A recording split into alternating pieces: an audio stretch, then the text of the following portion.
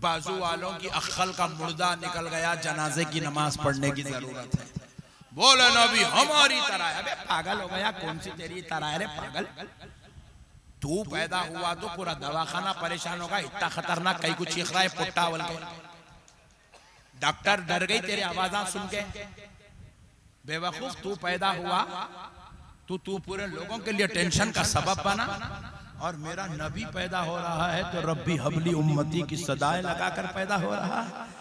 तीखी ना नजर कोई डाले, तीखी ना नजर कोई डाले, हम लोग हैं रज़ा वाले। एहसान किया, एक एक लफ्ज को आप समझते चले, इंशाअल्लाह आपको सरकार की अजमत और जश्न मीलाद का मामला आपको समझ में आएगा। तहकीक के अल्लाह ने एहसान किया। किस पर एहसान किया? तो रब आगे इरशाद फरमाते हैं अलल मोमिनीन, ईमान वालों पर एहसान किया। किस पर एहसान किया? यानी कि आप पर और मुझ पर, हम ईमान वाले हैं, अल्लाह ने हम पर एहसान किया। तो हमने पूछा है अल्लाह तूने ईमान वालों पर क्या एहसान किया? तो रब और आगे इरशाद फरमाता है इज़ बाअसा फीहिम रसूला, कि हमने तुम पर यह एहसान किया कि अपना रसूल तुम्हारे दरमियान में भेज दिया। अल्लाह अल्लाह होकर कह रहा है कि बंदो ये तुम पर एहसान है कि मैंने तुम्हारे बीच में अपने मोहम्मद को उतार दिया है सल्लल्लाहु अलैहि वसल्लम।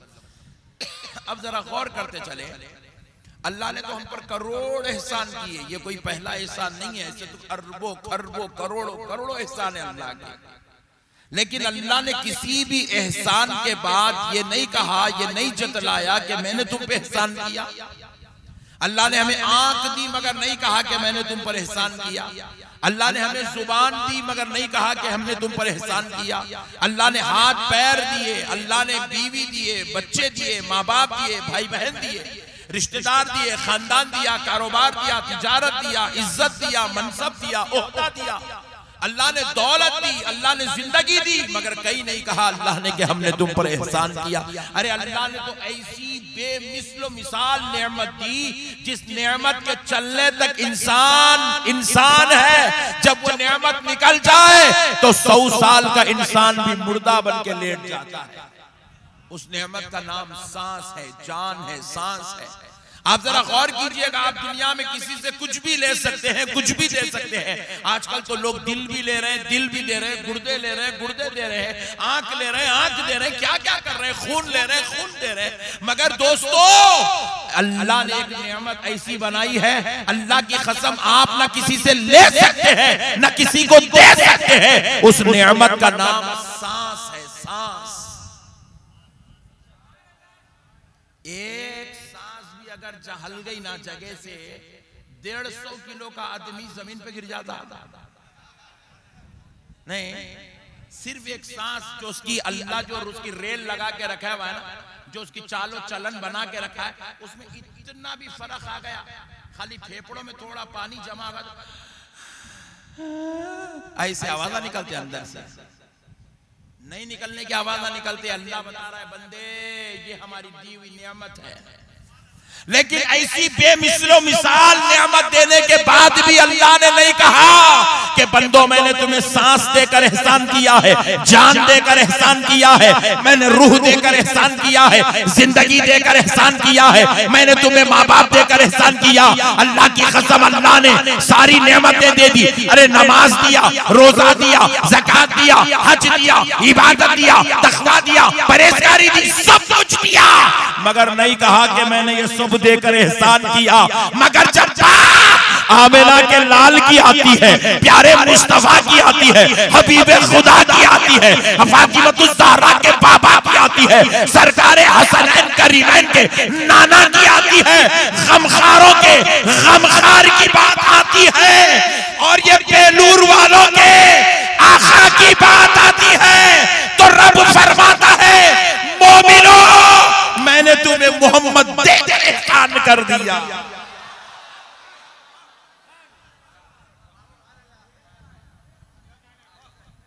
अरे क्या ठंडे लोग मिले रे भाई आज।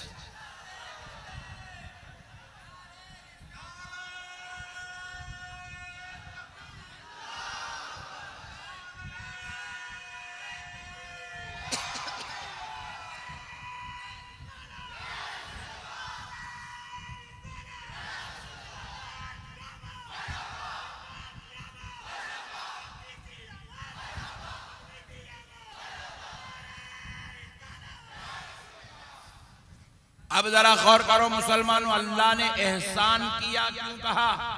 जबकि करोड़ों नेमतें दिया, नहीं कहा कि एहसान किया है। लेकिन जब बात मुस्तफा जाने रहमत की आती है तो रब फरमा रहा है कि हमने तुम पर ईमान वालों एहसान किया है कि अपना हबीब तुमको दे दिया है। तो हमने पूछा, ए अल्लाह, इतनी नेमतें देकर तूने एहसान नहीं जतलाया? बात प्यारे मुस्तफा की आती है, मौला तू एहसान की बात कर रहा है, आखिर बात क्या है? तो रब करीम फरमाता है, मेरे बंदो जरा गौर तो करो, हालात पे गौर करो मेरे बंदो, और तो करो। जब मेरा मुस्तफा नहीं था, जमीन तो थी, मगर जमीन पर जमीन वालों की कदर करने वाला नहीं था। माँ तो थी मगर कोई पैर पढ़ने वाला नहीं था। काबा तो था मगर कोई अदब करने वाला नहीं था। काबा तो था, इबादत के लायक नहीं था, बल्कि बुत खाना बना हुआ था। अरे मक्का तो था मगर मक्के का तखद्दुस नहीं था। अरे इंसान तो थे मगर इंसानियत नहीं थी। औरत तो थी मगर औरत का एहतराम नहीं था।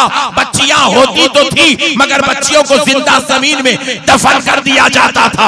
मगर ऐ ईमान वालों, जरा गौर तो करो, ऐसे पुरआशोब, ऐसे फितनों के माहौल में, ऐसे जलालत के माहौल में मैंने मेरे मुस्तफा को भेजा और मेरा नबी आया तो क्या हुआ? मेरे नबी की आमद की बरकत कि तुम्हें अब नबी आए, नबी मिले, तो नबी की वजह से तुम्हें कुरान भी मिल रहा है, नबी मिले तो नमाज भी मिल रही है, नबी मिले तो काबे का तखद्दुस भी मिल रहा है, नबी आए तो अब तुम्हारे पास जिब्रील भी आ रहा है, नबी आए अब तुम्हें हदीस भी नसीब हो रही है, नबी आए तुम्हें मस्जिद मिली, मदरसा मिला, खानका मिला, अदब मिला, एहतराम मिला, ताज़ीम मिली। अरे आज तो ये है मेरा नबी आया तो अब जन्नत का तारुफ हो रहा है, मेरा नबी आया अब क़यामत का तारुफ हो रहा है, मेरा नबी आया अब अंबिया का तारुफ हो रहा है, मेरा नबी आया।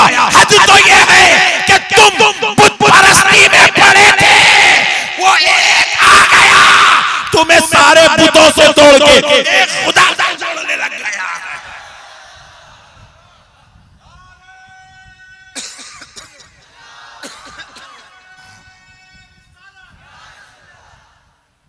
हुजूर नहीं थे तो कुछ भी नहीं था। कई लोग बोल रहे हम अहले हदीस हैं।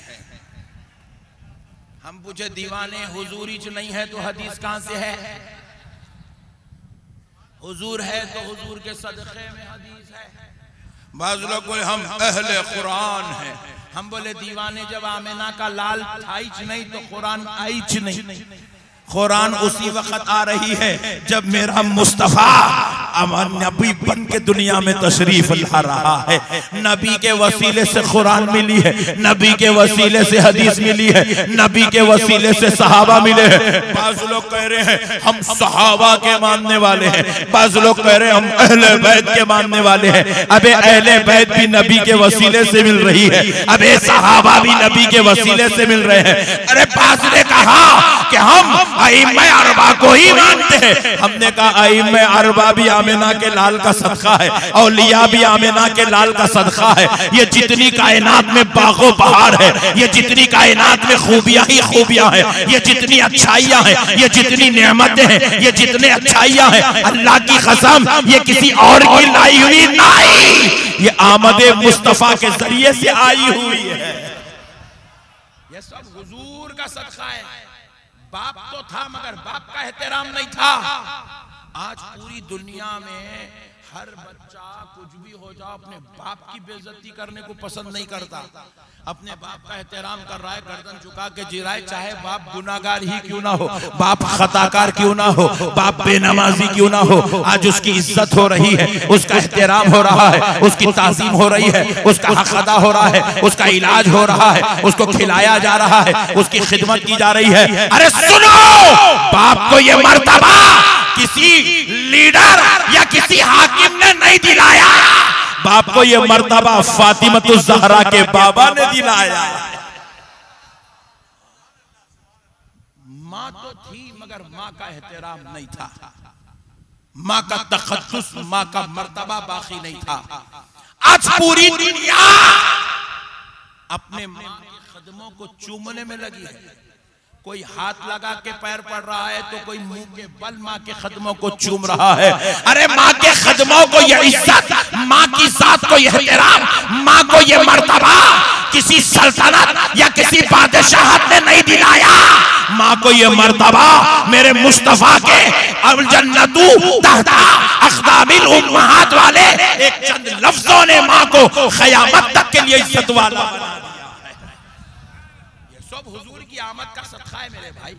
हुजूर आए तो सब उन्हें बोल रहे मैं शौहर हूँ, उन्हें बोल रही मैं बीवी हूँ, उन्हें बोल रही है निकाह है, उन्हें बोल रही है शादी है, उन्हें बोल रही है मस्जिद है, उन्हें बोल रही है मुसल्ला है, ये मिंबर है, ये मेहराब है, ये कुरान है, ये हाफिज साहब है, ये मौलाना है, ये पीर साहब है। ये सब मेरे मुस्तफा का सदका है। नहीं जरा जोर से बोलो ना भाई।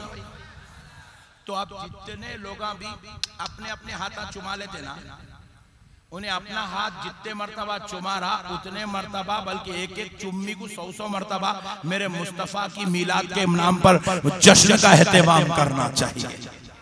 क्योंकि वो नहीं आता तो ये चुम्मा चट्टी का सिलसिला शुरू नहीं होता था। ये नजरानों का सिलसिला भी शुरू ला के जो दे रहे हैं ये भी मेरे मुस्तफा का सदका है। आज हम यहाँ बैठ के तकरीर कर रहे हैं, ये भी मेरे मुस्तफा का सदका है। आप यहाँ बैठे हुए हैं, अल्लाहु अकबर की सदाएं या रसूल अल्लाह की सदाएं बुलंद कर रहे हैं, ये भी मेरे मुस्तफा का सदका है। अगर नबी नहीं होते तो अपन भी कहीं और होते। अब कहाँ होते वो तुम लोगों को मालूम है। नहीं यहाँ नहीं होते अपन। सुभान रब्बियल आला, सुभान रब्बियल आला, सुभान रब्बियल आला। ये नहीं पढ़ते होते थे, कुछ और पढ़ते थे। अल्लाह बचा लिया। सुभान अल्लाह। अल्लाह का शुक्र अदा करो मुसलमानों, हुजूर आ गए। अच्छा देखो, मैं एक अच्छी बात बता के आगे बढ़ता हूँ, इसी मौजू को कंटिन्यू करता हूँ, लेकिन एक बात समझा के। देखो बाजू वाले बोले अरे क्या है भाई ये बंगाल के नौजवान ये हावड़ा की गलियों में ये पूरे लाइटा लगा दिए, ये पर्दे लगा दिए, वो मौलाना को बुलाए, वो नाथखाओं को बुलाए, वो नाकिब को बुलाए, वो क्या है रे इतना पैसा खर्चा कर दिया।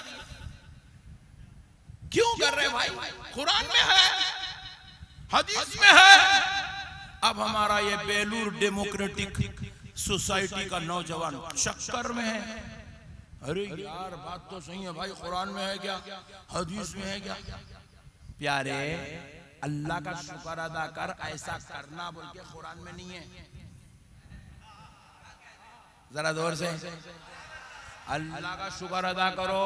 ऐसा लाइटिंग करना, ऐसा खाना खिलाना, बिरयानी की खुशबू आ रही बाजू से, ये देगों के देगा पकाना, वो भी 27 देग। अल्लाह का शुक्र अदा कर, ऐसा करना बोल के कुरान में नहीं है। अगर कुरान में होता तो पूरी कायनात के मुसलमानों पे ये करना फर्ज हो जाता। अल्लाह का शुक्र है अल्लाह ने फर्ज नहीं बनाया, वरना बुड्ढे को भी आना पड़ता, बुड्ढी माँ को भी आना पड़ता, शौहर को भी आना पड़ता, बीवी को भी आना पड़ता, बच्चे को भी आना पड़ता, बच्ची को भी आना पड़ता। जब जश्न मीलाद की शक्ल ऐसी नहीं होती, पूरी हावड़ा के गलियां पूरे बंद कर देना पड़ता।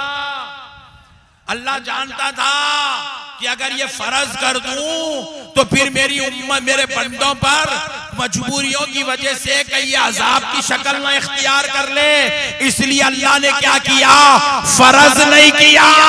अब लोग पूछते कि हदीस में है, तो हमने कहा अल्लाह का शुक्र अदा कर, प्यारे मुस्तफा की बारगाह में खदम बोसी अर्ज कर कि तेरे मुस्तफा ने ऐसा करने को हुक्म जारी नहीं किया।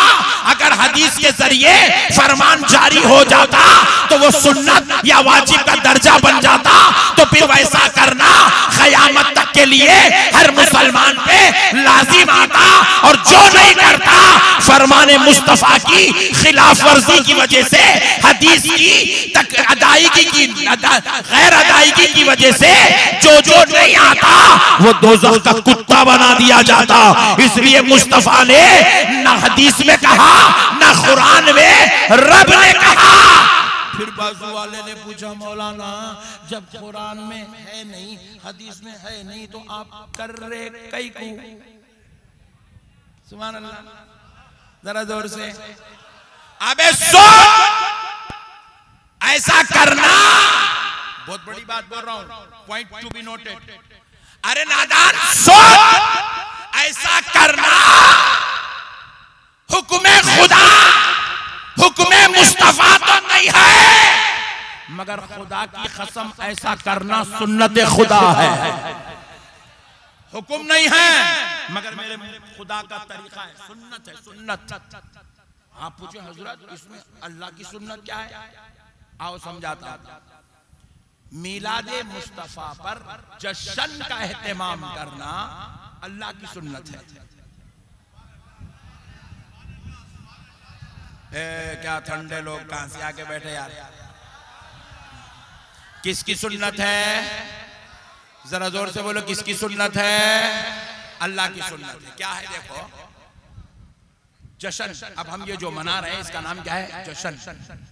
क्या है जश्न? किसको बोलते हैं?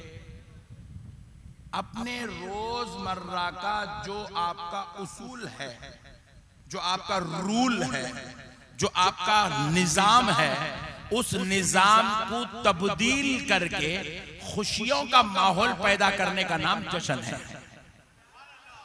ये गलियां तो 360 दिन 365 दिन है, मगर यहाँ पे रोजाना रात में अंधेरा रहता था।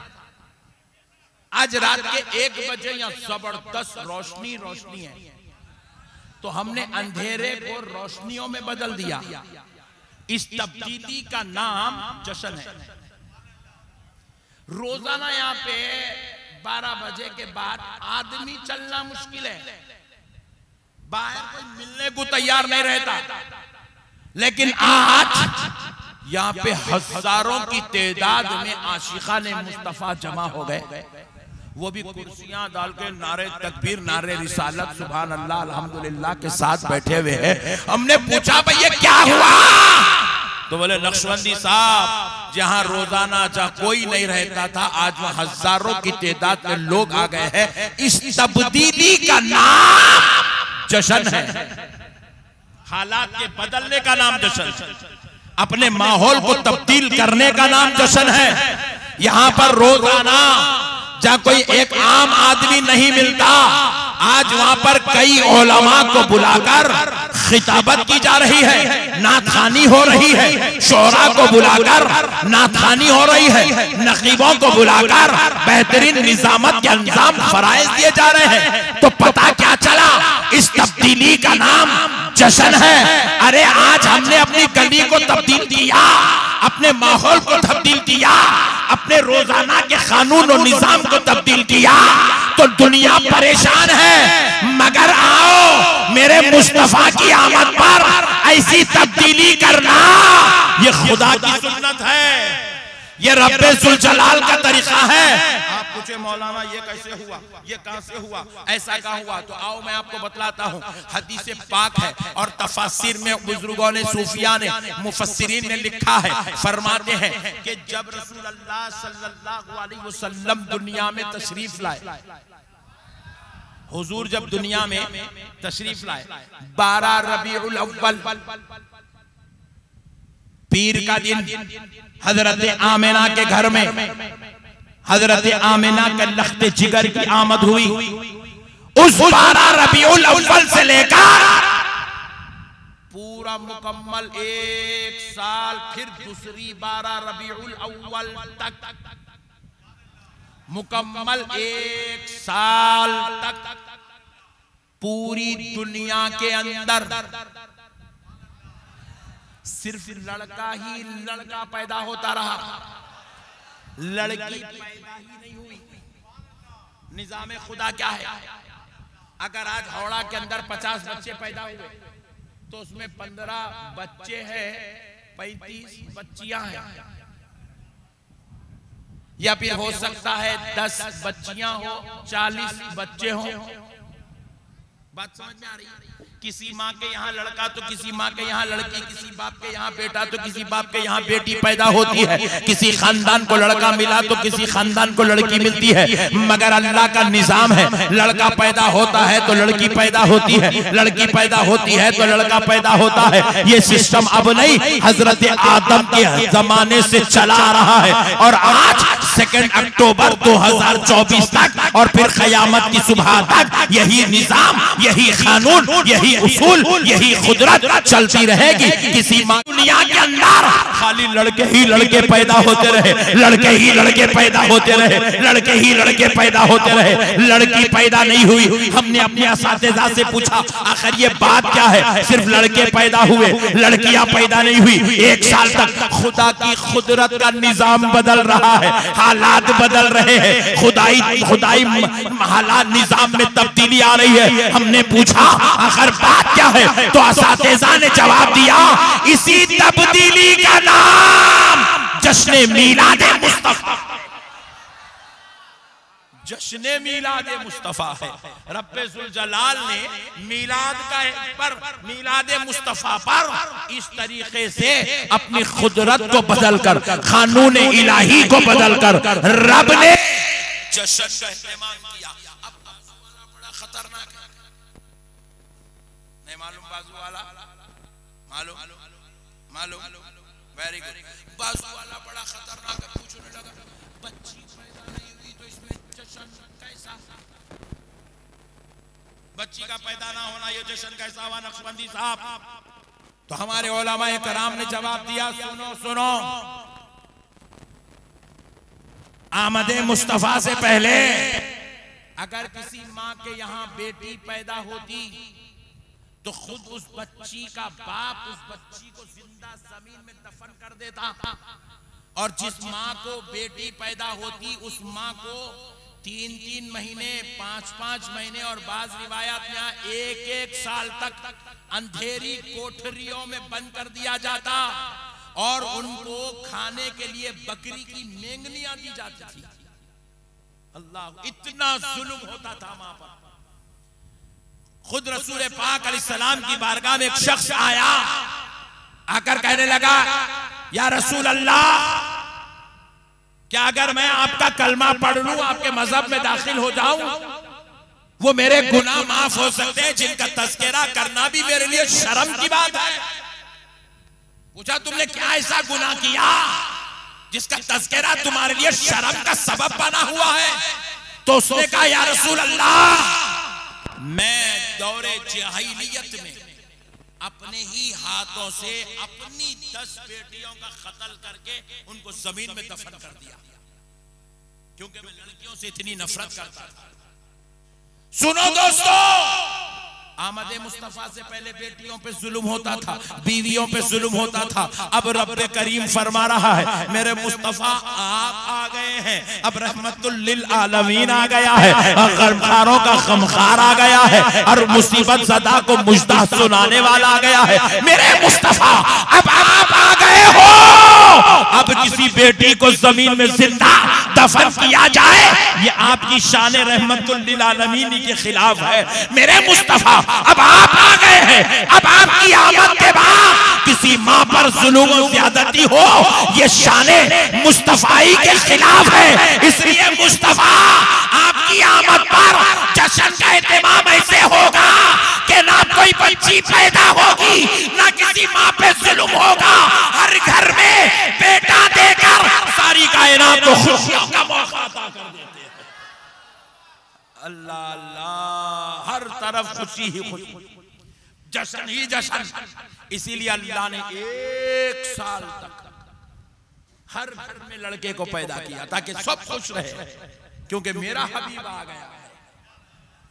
माहौल को तब्दील करने का नाम जश्न है। खुदा खुदा होगा, अपनी कुदरत को तब्दील कर रहा है और तू मुल्ला हो के गली की लाइटिंग को तब्दील नहीं करता। खुदा खुदा होगा, निजाम ऐसा बना रहा है कि देखो पैदा तो आप भी हुए, मैं भी हुआ, कौन कौन पैदा नहीं हुए जल्दी हाथ उठाओ। हाँ माशाल्लाह सब पैदा हुए, अल्हम्दुलिल्लाह। मैं समझा बंगाल में लोग आसमान से उतरते हैं, लेकिन पता चला यहाँ भी लोग पैदा होते हैं और आप इतना जबरदस्त सुन रहे हैं, गफलत से भी कोई हाथ नहीं उठाया बेचारा। सुभान अल्लाह। अब मसले को समझो, हम सब पैदा हुए, लेकिन हमारे पैदा होते वक्त फरिश्ते तो दूर की बात है, खानदान वाले भी आने को तैयार नहीं थे।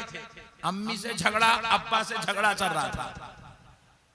मगर जब मेरा मुस्तफा पैदा हो रहा है, आमिना का लाल पैदा हो रहा है, रब्बे करीम ने कहा, ऐ जिब्रील 70 हजार फरिश्तों की टोलियां लेकर मक्के की धरती पे उतर जा, क्योंकि मेरा मुस्तफा आने वाला है, मेरा हबीब आने वाला है, और उसका इस्तेकबाल न सिर्फ जमीन वाले करेंगे, उसका इस्तेकबाल तो काबे मुअज़्ज़मा भी करेगा, हजरे अस्वद भी करेगा, कायनात की फजाएं करेंगी, और जिब्रील फरिश्तों को ले जाकर तू भी आमद मुस्तफा पर इस्तेकबाल करेगा। 70 हजार फरिश्तों की टोलियां लेके जिब्रील उतरे, झंडे लेके उतरे। ये झंडे हम अपने बाप दादा के घर से लाए तो नहीं है, अल्लाह ने 3 झंडे देके भेजा हजरत जिब्रील को, 3 झंडे।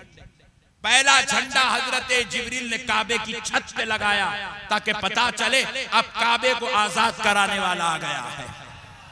दूसरा झंडा मेरे मुस्तफा की आमद पर मशरिक की चोटी, और तीसरा झंडा मगरिब की चोटी पर लगाया गया ताकि सारे देखने वालों को पता चले ये हरा झंडा इसलिए लहलाया जा रहा है, अब जुल्म का दरवाजा बंद, शरारत का दरवाजा बंद, अब यहाँ से इंसानियत का बाब खुलने वाला है, अब यहाँ से रहमत की बात होने वाली है, अखलाक की बात होने वाली है, तहजीब की बात होने वाली है, इंसानियत की बात होने वाली है, मोहब्बत की बात होने वाली है, अदब की बात होने वाली है, एहतराम की बात होने वाली है। अब तक सब बुत परस्ती में पड़े थे, अब एक खुदा वहदहू ला शरीक की बात होने वाली है।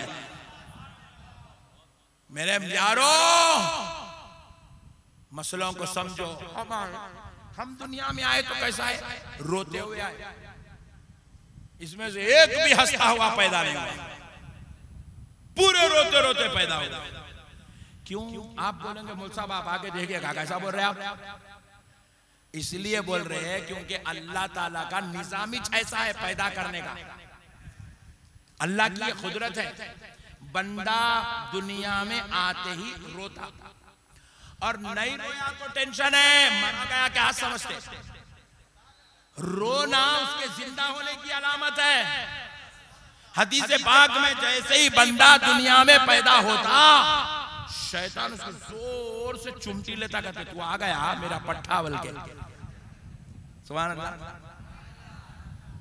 हाँ चल बोल के गले में आता, जैसे ही चुमटी लिया इंसान रोना शुरू करता, रोता। रोना जिंदगी की अलामत है। हजरत आमिना फरमाती है, सीरतुल हलबिया उठाकर देखो, सरकार इमाम बुरहानुद्दीन इब्ने हलबी लिखते हैं कि जब प्यारे मुस्तफा की आमद हुई, हजरत नबी मुकर्रम नहीं रोए। पूरी कायनात के लिए खुदा का कानून अलग है, आमद मुस्तफा पर कानून इलाही अलग है। दुनिया का हर बच्चा रोते हुए पैदा होता, मगर आमिना का लाल रोते हुए पैदा नहीं हुआ। हजरत आमिना फरमाती है, मेरा बेटा नहीं रोया, मैं बड़ी परेशान हुई, मेरा बच्चा क्यों नहीं रो रहा है। जब मैंने अपने लख्ते जिगर को देखा, अपने नूरे नजर को देखा, अपने प्यारे को देखा, तो क्या देखती हूँ, ये रोता हुआ नहीं बल्कि सजदा करता हुआ दुनिया में आया है, सजदा करता हुआ दुनिया में आया।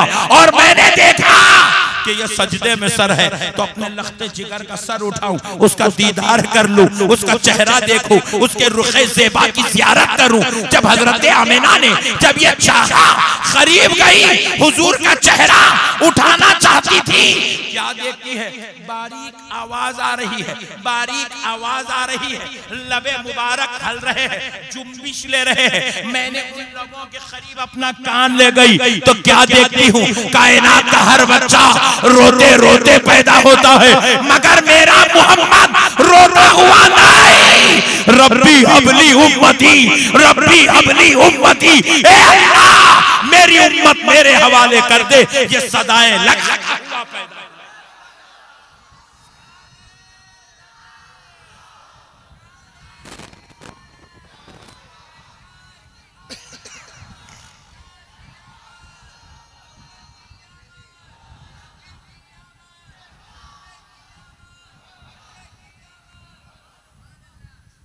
बाजू वालों की अक्ल का मुर्दा निकल गया, जनाजे की नमाज पढ़ने की जरूरत है। बोले नबी हमारी तरह है। अबे पागल हो गया, कौन सी तेरी तरह है रे पागल। तू पैदा हुआ तो पूरा दवाखाना परेशान होगा, इतना खतरनाक कहीं कुछ चीख रहा है पुट्टा बोल के। डॉक्टर डर गई तेरी आवाज़ सुन के। बेवकूफ, तू पैदा हुआ तू पूरे लोगों के लिए टेंशन का सबब बना, और मेरा नबी पैदा हो रहा है तो रब्बी हबली उम्मती की सदाएं लगाकर पैदा हो रहा है। अपने रब से इस उम्मत को मांग रहा है, अल्लाह मेरी उम्मत मेरे हवाले कर दे। और प्यारो एक बात सुनो, दुनिया में जितने बच्चे पैदा हुए, चाहे सऊदी का हो, चाहे अमेरिका का हो, चाहे लंदन का हो, चाहे हिंदुस्तान हावड़ा का, जितने पैदा हुए सारे के सारे नंगे पैदा हुए।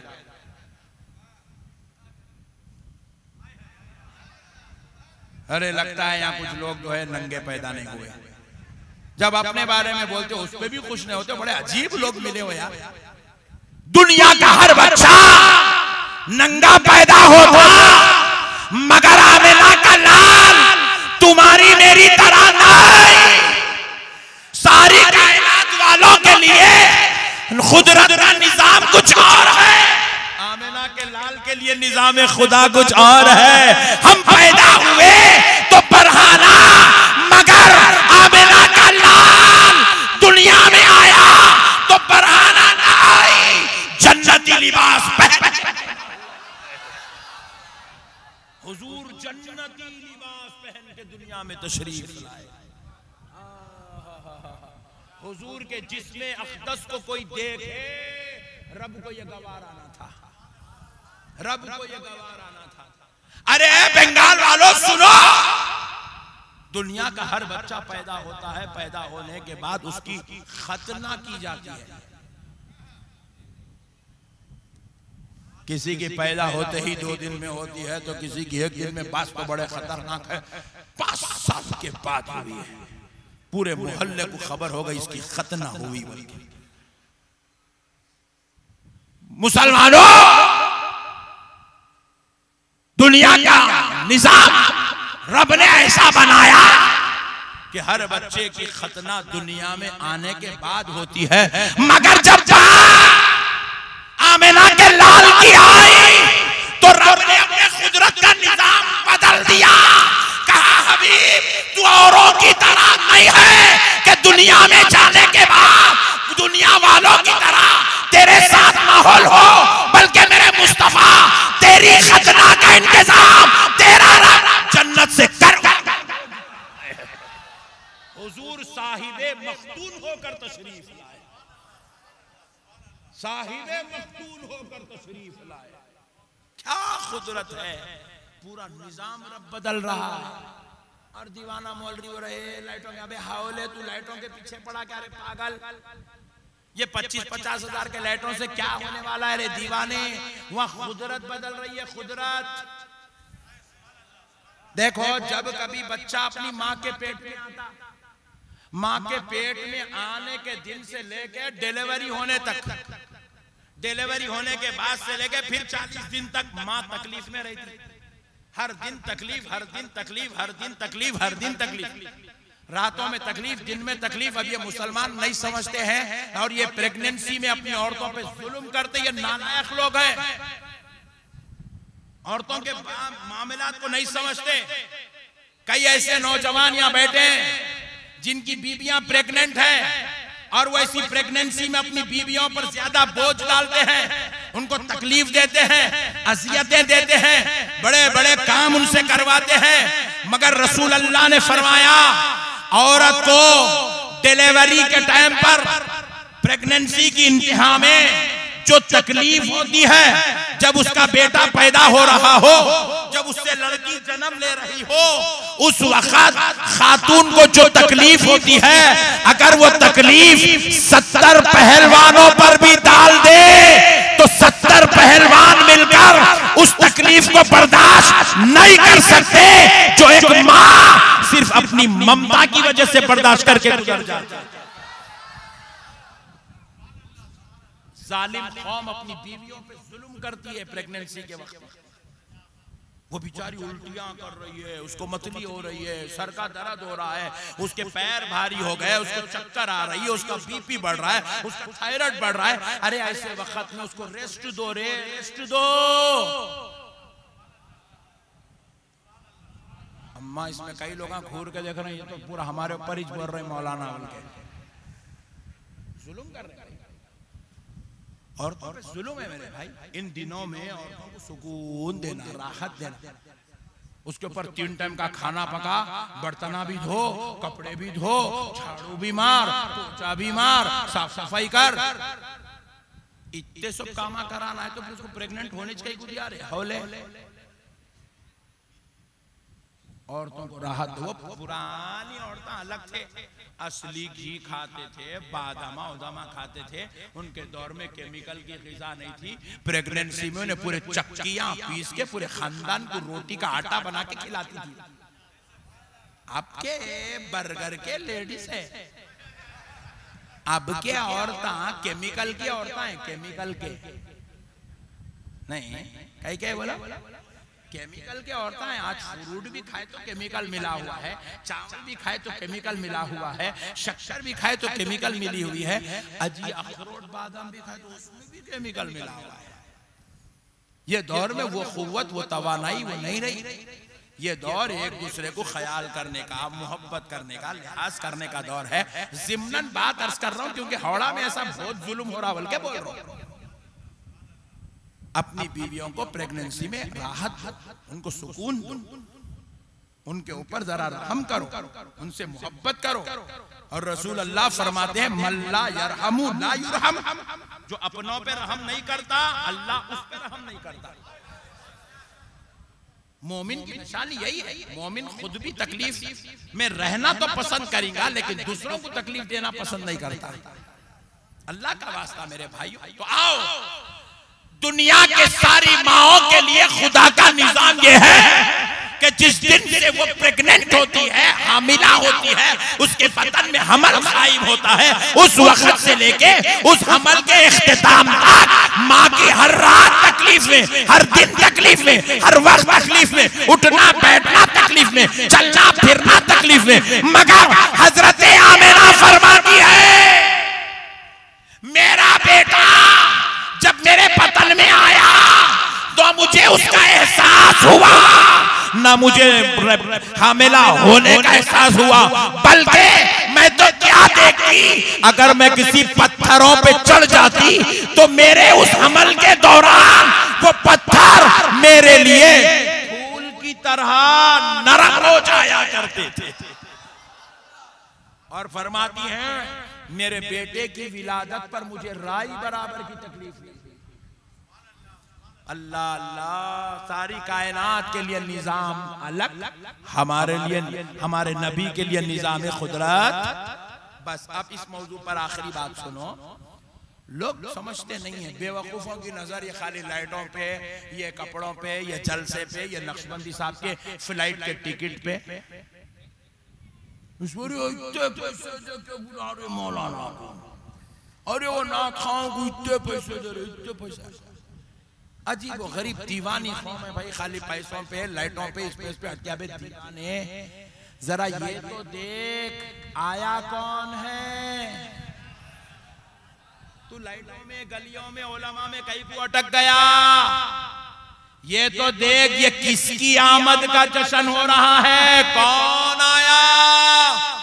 कान खोल के सुन लो मुसलमानों, 12 रबीउल अव्वल को हजरत आमिना के घर में जो लफ्ज़े जिगर नूर नजर की आमद हुई वो सिर्फ हजरत आमिना का बेटा बनकर या हजरत अब्दुल मुत्तलिब के पोतरे बनकर या हजरत अब्दुल्ला के दुलारे बनकर नहीं आए। वो सिर्फ मक्के वालों के लिए हिदायत बनकर या खानदान वालों के लिए रहमत बनकर नहीं आए, बल्कि वो आने वाला क़यामत की सुबह तक के लिए सारे इंसानों का ईमान बनकर जलवागर हुआ है।